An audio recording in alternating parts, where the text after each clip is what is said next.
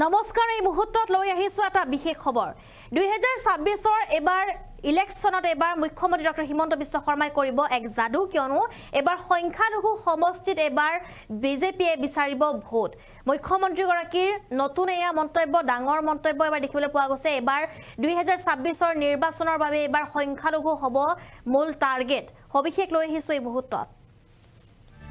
আৰু 26 নিৰ্বাচনত বিজেপিৰ লক্ষ্য অসমৰ সংখ্যালঘু সমষ্টিত মুখ্যমন্ত্ৰীৰ ডাঙৰ মন্তব্য এয়া মুখ্যমন্ত্ৰীয়ে কৰিছে ডাঙৰ মন্তব্য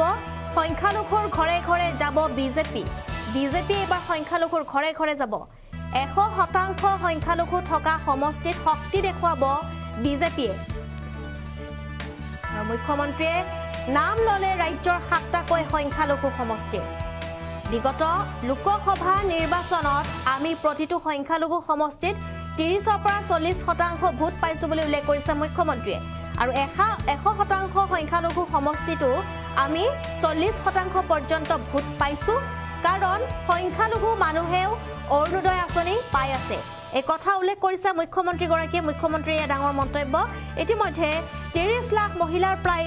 7 লাখ মহিলাই এই ধন লাভ কৰিব বুলি উল্লেখ কৰিছে মুখ্যমন্ত্ৰীয়ে অসম চৰকাৰে লোৱা সকলো আঁচনিত সংখ্যালঘু উপকৃত হৈছে বুলি মুখ্যমন্ত্ৰীৰ মন্তব্য আৰু এবাৰ মূল টাৰ্গেট হ'ব সংখ্যালঘু অসমৰ সংখ্যালঘু সমষ্টিত এবাৰ বিজেপিয়ে যাব আৰু বিজেপি এবাৰ অসমৰ সংখ্যালঘু সমষ্টিৰ পৰা ভোট ল'ব বুলি উল্লেখ কৰা হৈছে এই মুহূৰ্তৰ এয়া এটা ডাঙৰ মন্তব্য মুখ্যমন্ত্ৰীৰ যেটো সামগুৰিৰ পাছত এবাৰ 2026ত বিজেপিৰ টাৰ্গেট হৈছে ৰাজ্যৰ সংখ্যালঘু সমষ্টি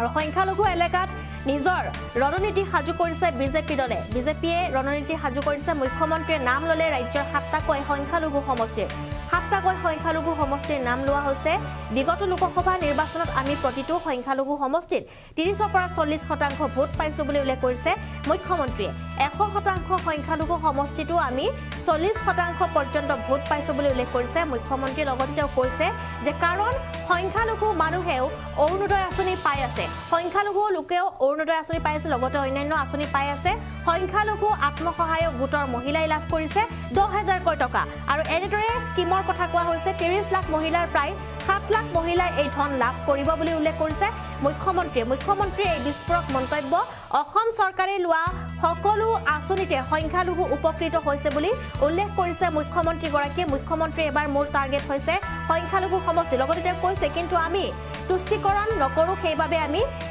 উচ্ছেদ কৰিছো উচ্ছেদৰ কথা আনিছে মুখ্যমন্ত্ৰী হিলহাকুত অসমীয়া মানুহ আছে তাতো আমি উচ্ছেদ কৰিছো আৰু উচ্ছেদ চলিবই বুলি উল্লেখ কৰিছে মুখ্যমন্ত্ৰীয়ে কোনো ইয়াত জাতি ধৰ্ম চাই উচ্ছেদ কৰা হোৱা নাই যেটো অসমীয়া মানুহৰ ওপৰতো উচ্ছেদ কৰা হৈছে সেইভাবে সংখ্যালঘু অঞ্চলতো হোক বা হিন্দু প্ৰধান অঞ্চলতে হোক হিতাধিকাৰী সমানেই আছে আৰু হিতাধিকাৰীয়ে যদিহে আমাক ভাল পায় তেনে ভোট দিব বুলি উল্লেখ কৰিছে মুখ্যমন্ত্ৰী কিন্তু আমি যেটো এগ্ৰেছিভ বুলি উল্লেখ কৰিছে মুখ্যমন্ত্ৰী যদি আমি ভোট বিচাৰো তেন্তে বহুকেইটা সংখ্যালঘু অঞ্চলত আমি জিকিম বুলি উল্লেখ কৰিছে মুখ্যমন্ত্ৰী আৰু মুখ্যমন্ত্ৰীয়ে বিশ্বাস আছে যে মুখ্যমন্ত্ৰীয়ে জিকিব সংখ্যালঘু সমষ্টিত আৰু সংখ্যালঘু কিছু সমষ্টিৰ নাম উল্লেখ কৰা হৈছে ঢিং ৰূপহী সামগুৰি লাহৰীঘাট পূব গোৱালপাৰা দক্ষিণ কৰিমগঞ্জ উত্তৰ কৰিমগঞ্জত খেলিম বুলি উল্লেখ কৰিছে মুখ্যমন্ত্ৰী ডক্টৰ হিমন্ত বিশ্ব শৰ্মাই এইকেটা সমষ্টিত মুখ্যমন্ত্ৰীয়ে চকুমুদি জিকিব বুলি তেওঁ যেটো ভৰসা কৰিছে আৰু এইকেটা সমষ্টিত আমি শক্তি দেখুৱাই ভালদৰে নিৰ্বাচন খেলিম বুলি মুখ্যমন্ত্ৰীয়ে মন্তব্য প্ৰদান কৰিছে সামগুৰিৰ পাছত 2026ত বিজেপিৰ টাৰ্গেট হৈছে মূল টাৰ্গেট হৈছে ৰাজ্যৰ সংখ্যালঘু সমষ্টিসমূহ এই মুহূৰ্তত মুখ্যমন্ত্ৰীৰ মন্তব্য শুনাবলৈ চেষ্টা কৰিম লোকসভা ইলেকশ্যন চাই প্ৰত্যেকটো সংখ্যালঘু সমষ্টিতে আমি 30 পৰা 40000 ভোট পাইছো প্ৰত্যেকটো যত 100% সংখ্যালঘু লোক আছে তাতো আমি 30-40,000 ভোট পাইছো যদি আপুনি যিমানটা সংখ্যালঘু সমষ্টি চাই কৰবাত 20 কৰবাত 30 কৰবাত 40 যেটো আগতে আমি কেতিয়াও নাপাইছিলো কাৰণ সংখ্যালঘু মানুহে অৰুণোদয় আঁচনি পাই আছে এতিয়া মহিলা আত্মসহায়ক গোটক আমি 10000 টকা কৈ দিম টোটাল 30 লাখ মহিলাই পাব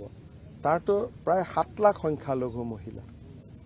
গতিকে অসম চৰকাৰৰ যি আঁচনি আমি হাতত লৈছো তাত সংখ্যালঘু লোকসকল উপকৃত হৈছে কিন্তু তাৰ লগত আমি আগতে কৈছো যে আমি তুষ্টিকৰণ নকৰো সেইকাৰণে কোনোবাই যদি ভিজিআৰ পিজিআৰত আছে তাৰ উচ্ছেদ হৈছে গতিকে আমাৰ কথাটো হল যে আমি আৰু সেই হিচাপত শিলখাগত অসমীয়া মানুহ আছে তেওঁলোকো উচ্ছেদ হৈছে গতিকে আমি নীতি নিয়মটো আমি মানি চলিছো যদি কাজিৰঙাত কোনোবাই মাটি দখল কৰিছে এটো উচ্ছেদ হৈছে কিন্তু সেই বুলি কোনোবা জায়গাত হস্পিটাল বনোৱা এম্বুলেন্স পঠোৱা নিযুত মইনা আঁচনি দিয়া অৰুণোদয় আঁচনি দিয়া তাত আমি কাকো অবহেলা কৰা নাই সেইকাৰণে আমাৰ বেনিফিচিয়াৰী সংখ্যা গৰিষ্ঠ জায়গাত আমাৰ যিমান বেনিফিচিয়াৰী আছে সংখ্যা লঘিষ্ঠ জায়গাটো আমাৰ সিমানেই বেনিফিচিয়াৰী আছে কিন্তু আমি বহুত এগ্ৰেছিভলি যোৱা নাই কাৰণে আমি ভোট পোৱা নাই কিন্তু আজিও যদি আমি সিদ্ধান্ত লওঁ যে নহয় আমি এগ্ৰেছিভলি ভোট খুজিম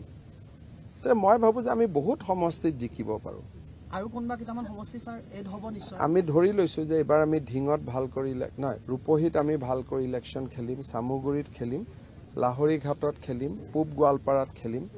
আমি সাউথ কৰিমগঞ্জত খেলিম আৰু নৰ্থ কৰিমগঞ্জত খেলিম এইকেইটা সংখ্যালঘু সমষ্টিত আমি ভাল কৰি ইলেকশ্যন খেলিম আৰু তাৰ কাৰণে ইতিমধ্যে আমাৰ এক্টিভিটি ষ্টাৰ্ট হৈ গৈছে